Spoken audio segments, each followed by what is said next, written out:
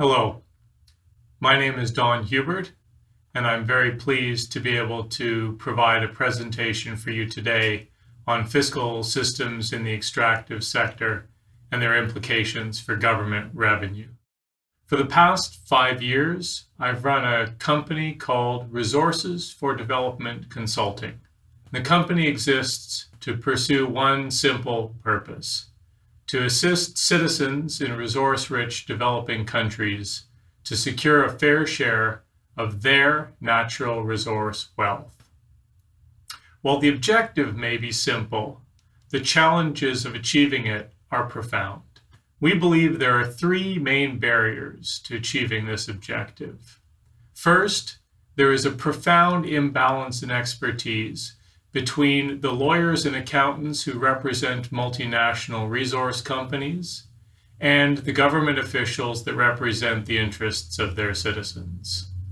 Second, there are a broad range of strategies that companies employ in order to avoid, or in some cases even evade, the taxes that they owe.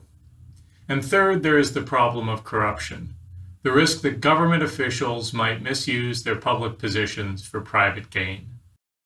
In order to protect government revenues, it's essential to understand the various pathways through which revenue is lost. The report sets out a broad revenue risk framework.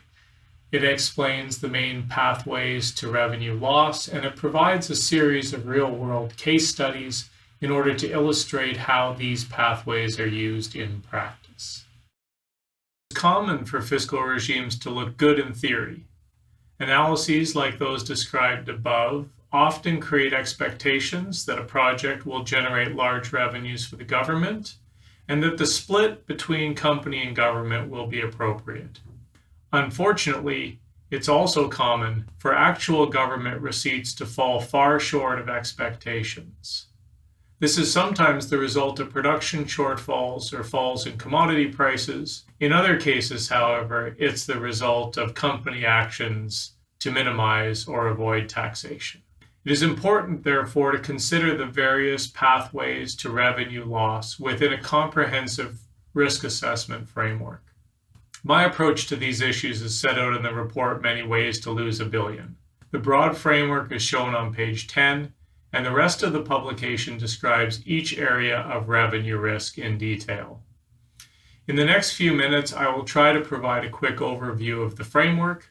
Unfortunately, I don't have time to talk through the many real-world examples that help to make these issues more tangible. If you are interested, I'd encourage you, of course, to read the report. The starting point for the risk assessment framework is to draw the distinction between tax rates and the tax base against which those rates are applied. For each, there are 2 separate sets of revenue risks.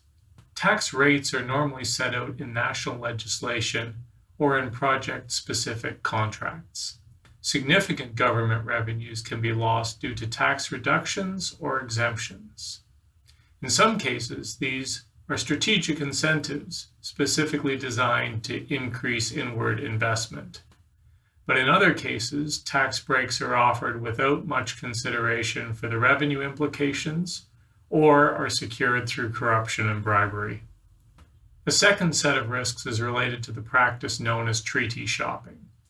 This is where a company creates a subsidiary in a third company for the purpose of taking advantage of a double taxation treaty. The objective here is to sweeten the existing deal by reducing or even removing some taxes, often capital gains taxes or withholding taxes, that would otherwise apply to their project. Much of the attention is commonly focused on tax rates, and when projects fail to generate expected government revenues, there is often pressure to increase those rates. Yet in many cases, the real problem is an erosion of the tax base. I'll offer an example in a minute that hopefully will help to clarify this point.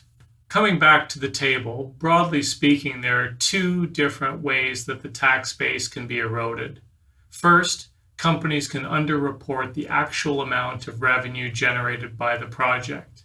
This can be done by underreporting the volume of production or by underreporting the actual market value of that production. The main way that the tax base can be eroded is by companies over-reporting or inflating their costs. Increased costs will result in a reduction in taxable income, affecting all profit-based taxes. In some cases, inflated costs are the result of fraud, such as the use of false invoices. In other cases, inflated costs are due to transactions between affiliated companies. For example, a company might borrow money from an affiliated subsidiary at above commercial market rates. The underlying logic of tax base erosion is illustrated in the graphic currently on the screen. Multinational resource companies are commonly represented in three types of jurisdictions: the host country where resource extraction takes place, a home country, often in Europe or North America, and in low tax jurisdictions, often known as tax havens. The different rates of taxation create incentives for companies to shift profits by moving revenues out of the producing country, while at the same time moving costs into the producing country. Finally, it is worth looking at the tax impact of hiding income or revenues on the one hand, and of over-reporting or inflating costs on the other. The table on your screen offers a hypothetical natural resource company with actual annual project revenues of $100 million. The first scenario provides the real breakdown of costs, in this case $60 million, and profits or taxable income, in this case $40 million. The second scenario illustrates the impact of inflated costs. In this case, while actual project costs are still $60 million, the company reports project costs of $80 million. This leaves only $20 million of taxable income. The third scenario illustrates the impact of underreported or hidden revenues. In this case, actual project costs are equal to reported project costs, $60 million. But the project revenue reported in the producing country is only $80 million. The result is a taxable income, once again, of only $20 million. The fourth scenario illustrates the combined impact of inflated costs and hidden revenues. By using both tax avoidance mechanisms, taxable income is zero.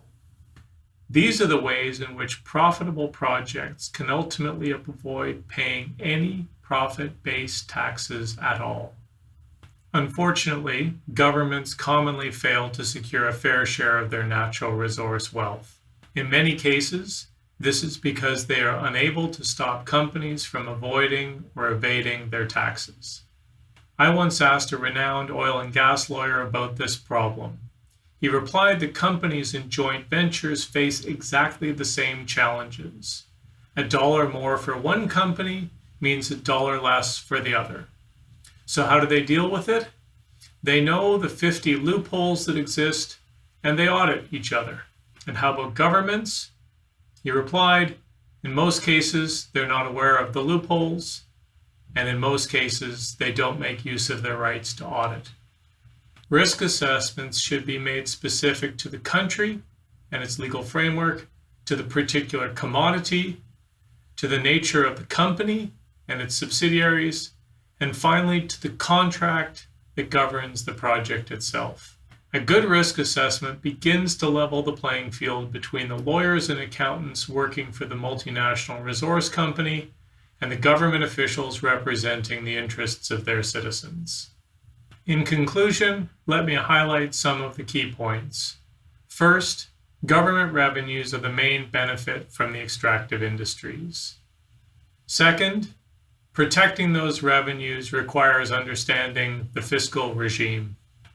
It's important to consider those terms as a package rather than as isolated terms, and to situate them in the context of the project.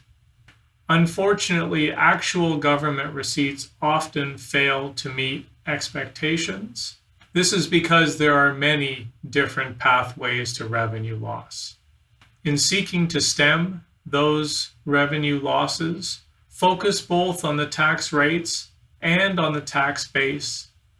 start with a broad risk assessment framework and adapt that framework based on the 4 C's: country, commodity, company, and contract. I appreciate the opportunity to present to you today,